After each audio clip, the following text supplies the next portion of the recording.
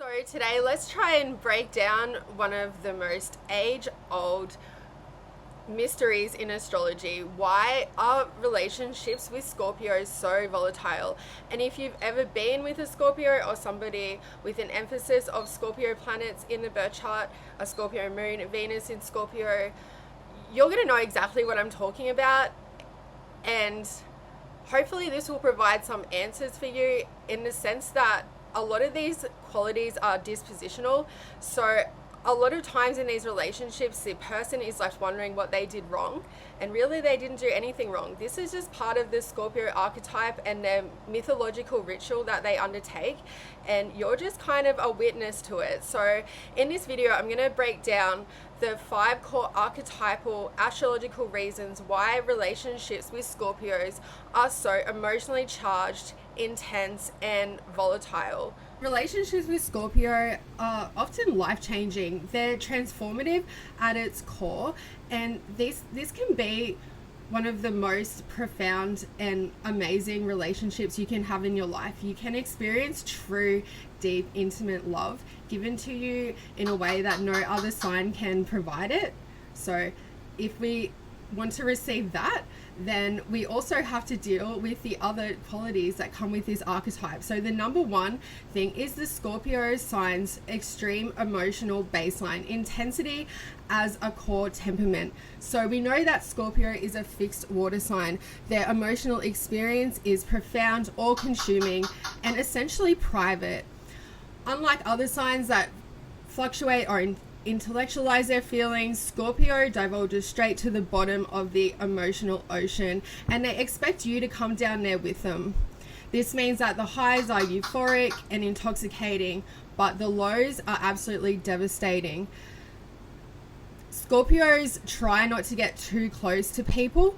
They can't, because it's either like total disconnect or complete immersion. So that kind of intensity creates a kind of emotional enmeshment that can be deeply bonding or extremely destabilizing. And oftentimes it's both. So this emotional energy really is the fuel of the relationship, but it's also what can burn it out. The second archetypal quality we have is that Scorpio rules the astrological 8th house. So this is a house of intimacy, joint finances. It's like merging together of beyond what is physical. So as the 8th house being the house of shared resources, death, rebirth, sex, secrets, and karmic inheritance. This house also governs what we give away and what we inherit through deep bonds. So in relationships, this means that relationships with Scorpio often have karmic entanglements, and these are connections that often feel predetermined, impossible to escape, and even strangely familiar, despite the constant regenerations and feeling like you've never felt this before, but then it's like something in you feels at peace beside them.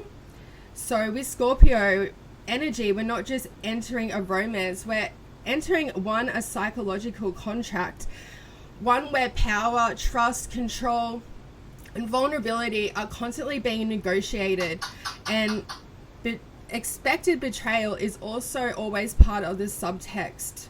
So Scorpio connections are never lighthearted, it's always full of heart. So the Scorpio sign does facilitate the acting out and living out of karmic soul contract between pairs. So when you enter a relationship with them, it's common that you're entering something that has been a dynamic that's been existing before this lifetime. Thirdly, and probably the most important of all, is the Scorpio's archetypal mythological ritual in which they're taken to the underworld. Now, people with a Scorpio may interpret this as those times when they become instantly distant and cold. They stop responding to you. Nothing, your calls for attention or affection are kind of disregarded. You're left out in the cold, and then all of a sudden they're back to their normal self with you, back to being warm and affectionate, and you're sort of wondering what just went on. And it seems to happen in like these patterns or cycles. So we know that Scorpio is ruled by Pluto. This is the ruler of the underworld. So this is where a lot of their relationship behavior is informed and carried out. And this is especially where their need to withdraw emotionally without warning is triggered. So if we look at the myth of Hades and Persephone, Hades abducts Persephone into the underworld. So taking her from this one, from safety and into hell. So Scorpio carries this archetypal ritual. They're both the abductor and the abducted. So they're forced to descend themselves into silence, solitude, emotional darkness, and they rarely explain it. They can't really either. It's just this symptom or this archetypal pattern that plays out within them. So to the partner, this can obviously feel like punishment or abandonment, but to Scorpio, it's all part of soul preservation, and they really require the partner to give them space to transform emotionally and to make these descents and to not question them or add the emotional distress of it, because just the whole event of it is already traumatic enough. So it's just their mythic rhythm: intimacy, disappearance, and then rebirth. So for the other person, it's important that they don't take that experience as a rejection. It's just a ritual that Scorpio mostly doesn't even understand either. The fourth one is another important element of the Scorpio sign and archetype in general, because we know that Scorpio as a sign are known for being private, strategic, and psychologically perceptive. And this really serves them well in relationships, but it also leads to their need to control the dynamics. So they always observe more than they reveal, and they don't give their trust up easily. So this creates a built-up asymmetry when you're around them because you feel exposed. But they are, meanwhile, are unreadable. So the Scorpio has a natural fixation on power because their inner world, they have to take control over their inner world, which also feels so out of control. So they don't want to be under anyone's control.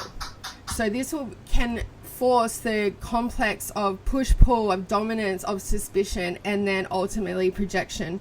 So even when a Scorpio loves you, they still seem to test you and push your limits and hide parts of themselves. And it's really not to hurt you. It's just that this level of emotional transparency is actually more painful for them. And they may say that they're worried about hurting you, but they're equally scared about you hurting them.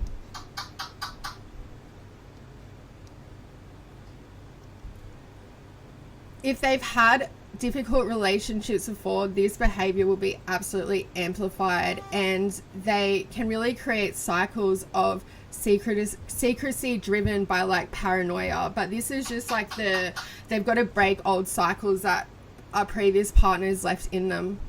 So finally, the last point is the Scorpio sign. They have at their core destruction as psychological rebirth. So their evolutionary purpose is transformation, and that includes in their relationships. So when you're in a relationship with a Scorpio, you're willingly or not entering a portal of transformation. And it's not always about lasting forever. It's about breaking you open, burning away illusions, and confronting the shadow aspects of yourself. And if the Scorpio has to act out the shadow in order to force you to do that, they will. Even after the relationship has finished, the emotional imprint of a Scorpio will remain long after their body has vanished. You can forget the conversations you had with them, but you'll never forget those feelings that they triggered in you and the senses that they taught you that you never knew that you actually had. So they'll really alter you. They'll dissolve boundaries that you didn't even know you had up, and they'll kind of force you into something more whole and integrated. So just to finish up this video, I just wanted to make this point that relationships with Scorpio are not volatile because these individuals are cruel or inherently toxic.